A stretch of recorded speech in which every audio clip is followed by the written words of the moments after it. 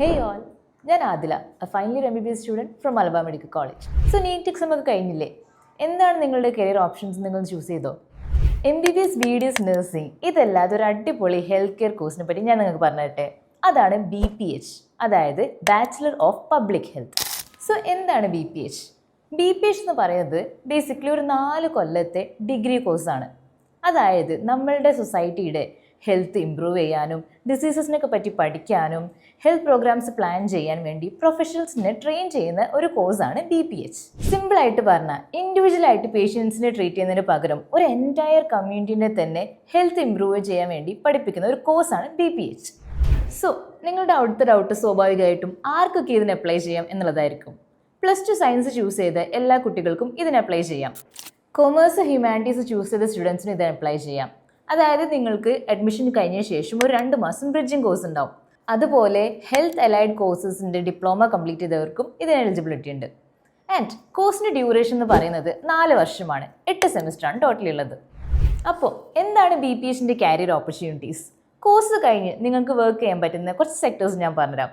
അതായത് government health department, national health mission, NGOs, WHO, UNICEF പോലുള്ള international organisations, hospitals, research institutes, health insurance sector, health tech companies, public health consultancy, epidemiology and disease surveillance teams.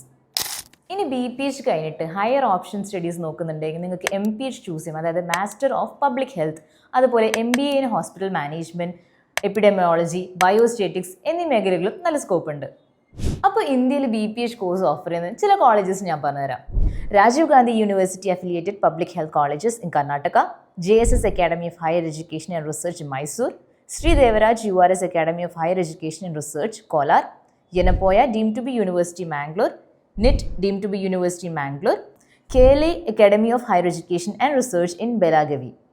So ഈ കോളേജസിലൊക്കെയാണ് നമ്മളുടെ ഇന്ത്യയിൽ BPH courses offer ചെയ്യുന്നത്. അപ്പോൾ admission procedures ഒക്കെ ഓരോ കോളേജിനനുസരിച്ച് vary ചെയ്യും.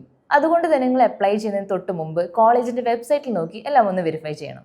Coming to salary, freshers ആണെങ്കിൽ 25,000 to 40,000 പെർ മന്തും, സീനിയർ പ്രൊഫഷണൽസ് ആണെങ്കിൽ 10 to 15 lakh പെർ ആനം വരെ നിങ്ങൾക്ക് ഏൺ ചെയ്യാം.